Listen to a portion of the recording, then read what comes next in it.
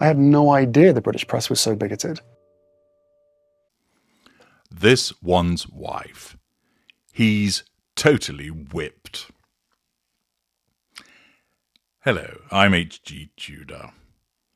What is it that the narcissist seeks, usually subconsciously, from those around them? Well, you ought to know by now, and if you don't, you're really going to have to go and sit on the naughty step. You ought to know, say it with me now, the prime aims. That's right. And what are the prime aims? Altogether now, Tudorites, it's control, fuel, character traits, and, yes, residual benefits. What's the most important aspect of those? Well, control and fuel. Thus, the narcissist must have control. As you know from my work, control can be direct, but it can also be manufactured, if you will, through the concept of indirect control or withdrawal, which fits with the concept of flectes and aequeo, superos ante movibo, which roughly translated means, if I cannot move heaven, I will raise hell, i.e., if I can't control you in your world, i.e. directly, my narcissism allows me to create an alternative world where I get that control. Thus, control is paramount for the narcissist. If you're not on the radar, the narcissist doesn't need to control you, doesn't need anything from you. But if you are, you must be controlled. You must be kept under control, and if you threaten that control, your threat must be nullified. This results in many victims of the narcissist being controlled in a particularly harsh manner, usually the intimate partner primary source. Tertiary and secondary sources are usually controlled in more benign ways or one-off malign activity. It is the intimate partner primary source who is the one that ends up getting whipped. The individual finds themselves brought under control by the narcissist, isolated from family and friends, their support networks eroded, ordered around, told what to do, and basically whipped. It's particularly noticeable in the instances of a dynamic between a female narcissist and a male victim. It stands out particularly because the man presents as cowed, beaten down, and ground down. Of course, a female victim will present in a similar way, but given the various characteristics of a man, generally seen as being more thrusting, it tends to be more noticeable when they are subjected to the whipping that is doled out by a female narcissist. Just by way of example, for those of you that have been following my work extensively, you'll recall the prison boss narcissist, a thoroughly unpleasant female narcissist who made her intimate partner primary source husband his life complete hell by grinding him down, cowing him, and whipping him through a combination of physical violence, insult, bullying, intimidation, and actions such as defecating on the floor and ordering him to clean it up. Only recently I provided you with a further example of a female narcissist called Sarah Rigby, a trainee nurse, who made the life of her male intimate partner primary source hell, as she totally whipped him also by having it so that he wasn't allowed to use the bathroom in the house and had to go elsewhere to use the toilet, that he wasn't allowed to be in the house when she was out of the house, that he had to go and find public spaces in which to work, that she took his monthly paycheck, that she called him names, that she wouldn't allow him to eat because she declared that he was fat even though he wasn't. Again, totally whipped. And this whipping of the individual comes about as a consequence of the necessity of the assertion of control over that primary source victim. Harry falls into the same category. He has been ensnared by a female narcissist, his wife, this one's wife, and she is the one that wears the trousers in that relationship, cracks the whip in that relationship, orders him around, and he invariably goes along with it. We've seen the way that she barges in front of him, that she interrupts his handshake by hugging somebody, that she taps him on the shoulder to say, "Move back, let me in," or that she'll yank on his elbow to signal that she should be introduced, and then she takes over, talking to people, leaving him looking very much like a spare part. We've seen repeated video instances of this.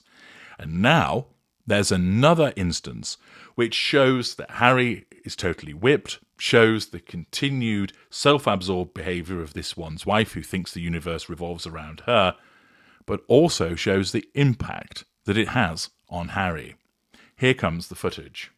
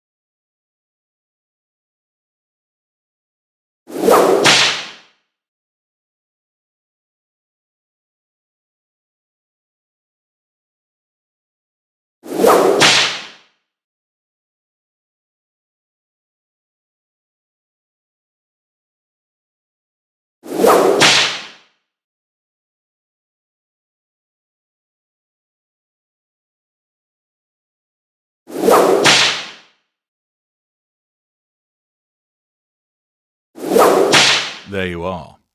This was from the recent Nigerian trip, and what had happened was that this one's wife was presented with a bouquet, and so was Harry, but his was larger. That, and you might find this extraordinary, but you really ought not to by now, given the exposure that you've had to my work, would actually wound this one's wife.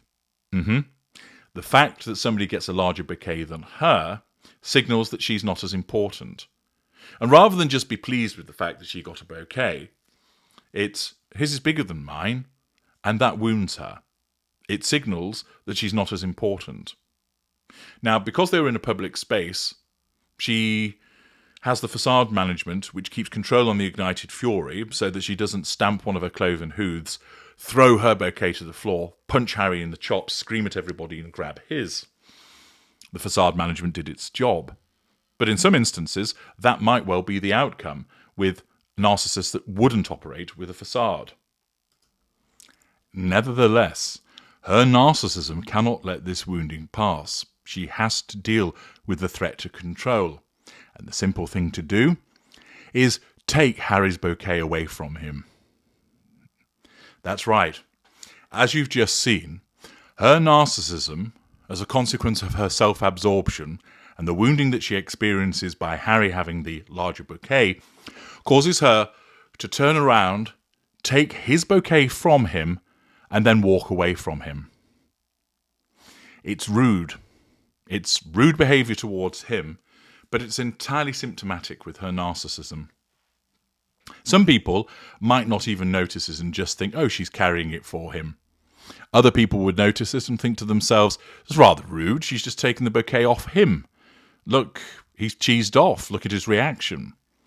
The reason for it is she has that sense of entitlement whereby she can do what she wants. She doesn't recognise any boundaries, therefore doesn't recognise that it, in essence, is Harry's gift. She has no accountability for her behaviour. She has no emotional empathy for how this impacts upon Harry. And she would just not even consider the impact that it would have on him by taking something that was given to him away from him. She will regularly behave this way. She'll probably take food off his plate when he's eating, that she will take things that belong to him. And if he protests, she will be confused as to why he's getting upset. But darling, don't you want to make me happy? But I thought you wouldn't mind.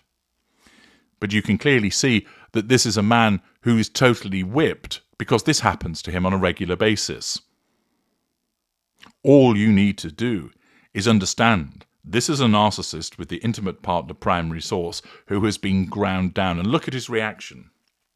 As she takes that bouquet away from him, look at the response of Harry. He doesn't fight back. He doesn't say, no, this is mine, get your own. or you've already got a bouquet, this one's mine. He allows it to be taken without protest, but he certainly looks cheesed off. He stands there as if to say, I'm sick of this. I'm sick of being relegated to a bit part in my own life. I'm sick of coming second best. I'm fed up of being totally whipped. Once again, she humiliates me by taking something away from me. And I'm expected just to what? Suck it up? The problem for Harry is, where's he going to go? I don't mean physically in terms of disappear off to the chicken coop, but rather, who's he got to turn to? His brother? Not a chance. His father? Nope. Sister-in-law? She's got bigger concerns. What about his mates? Sorry, Harry, you've been a bell end. We don't bother with you anymore. What about his colleagues? Could he speak to any of them? He hasn't got any. What about Nacho? He'll be busy elsewhere. She successfully isolated him from all of the various parts of a support network so that he ends up being totally whipped and he just has to suck it up because he hasn't got anybody that he can go and talk to about it. He hasn't got anybody where he can say, you know what, Megsy treats me like a bit part in my own life. But you can see that he doesn't like the way he's being treated. His reaction, standing there as she just swans away, swans off from him, clutching the bouquet, tells you so much. A totally whipped intimate partner primary source victim who is, as of yet, unable to do anything about it. I'm H.G. Tudor. Thank you for watching.